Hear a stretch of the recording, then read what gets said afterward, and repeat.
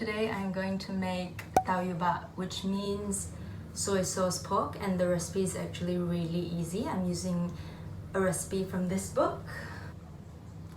It's very simple, but it takes a bit of simmering, so let's get to work.